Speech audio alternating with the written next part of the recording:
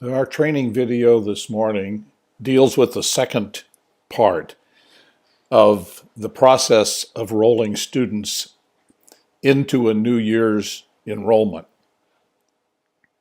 Before watching this segment, you should watch the segment on prepping for the new year such that you have been able to understand how to prepare the data for each student record in anticipation of the time when you can roll them over and create active enrollment records for another year. This particular presentation will deal only with the step of rolling over new students, or not new students, excuse me, rolling over students that have been actively enrolled in the previous school year and giving them a new enrollment segment for the next year. This process is accessed at the same place you prepped the data, which is this particular function called end of year. You'll recall from the first video that at this screen, you've prepped all the data for end of year by marking which students are going to return, upgrading what grade level you want them marked to in the next level, and determining whether or not they need to take an SBAC or OAKS test by marking that in this column right here. Once you're satisfied that all that data is prepared, and you can print a report or two to verify that, to look it over in a printed report, you would return to this screen, and after the system administrator has turned on the function. Now by that I mean that this button right here called Roll Up Students Now is only active after I frankly have turned it on so that all users on the system are able to roll up to the next year. That happens after the 1st of July of each year when a new school year has been set into the system. So at that point, you can return here to this screen and click the Roll Up Student Now button. This will present another screen that has basically enrollment history for all the students that you've selected. And it will only be a screen showing the students who have been marked with a yes for rolling up for the next year. Excuse me. At this point, it's really quite simple. If everything has been prepared properly and you've reviewed the data, there isn't much more to do here than to simply look at the records that you have, make sure that you like the names that you have on here, that it agrees with everything you've got. And then on this column right over here where it says click checkbox to enroll, you must click the checkbox next to the name of each person that you in fact want to have rolled up to the next year. And there's a couple of ways you can do that. You can click this Mark All button right here. You can also clear all if you want to back off from that. Or you can mark the records individually like this. And as on the other screen, you have the option of using the initial selection filter over here to limit the list that you see below here. And you can roll up, for instance, one alpha letter at a time, or whatever it happens to be.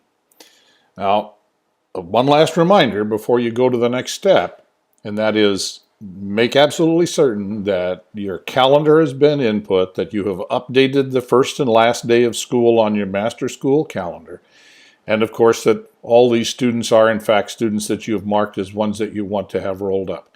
And then it's a real simple matter. Once you've done that, you simply mark the records you want to roll up.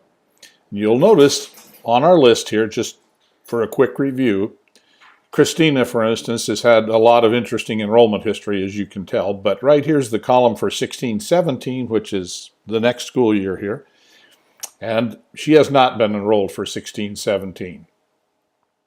At any event, once we've marked these records, click the Enroll Mark Students Now, and you're going to see a screen that looks a little bit like this. Now, this is a point in time where it's really important for you to become quite patient, because this program is now automatically locating all of those students and then individually processing each one of those students to adjust their student record to reflect the new grade level, the student record to reflect the new status as to whether or not they need to take a state test the next year, so that your reporting is accurate going into the next year on that. And then it's actually building a new enrollment segment, which is another record. The enrollment segment is the record that WECA Pro uses for reporting your ADM or building your ADM export reports. This is why it's so critical that you have set the proper beginning dates for the school year and ending date for the school year, because that enrollment record is going to be created and going to be auto-filled with that start date and that end date based on what you set up the new calendar to be. And the system will count down the records necessary to process. So when you first push that button, it will determine how many records you marked for rolling up, and it will then count that down as it works through it. Once it's completed, it'll return you to this screen, and now you will notice that those students that I had marked for roll-up have now got an enrollment segment for 16-17. So I would, in normal circumstances, go on, mark the rest of the records, run that for a markup. The issue about how many records you want to roll up at one time is more or less based on how much time you want to sit and watch this system work. As an option to doing a lot of this yourself, if you prep all the data, you can contact me and I will run the roll-up in the middle of the night for the next night at a time when very few people are working in the system, and I can basically start the function to run and walk away from it, to be honest with you.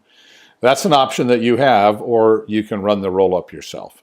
At any event, once you've completed that function and you have rolled up students for the new year, then the next step that you'll move on to is withdrawing students that were not marked for roll-up. And I will discuss that in a succeeding training video.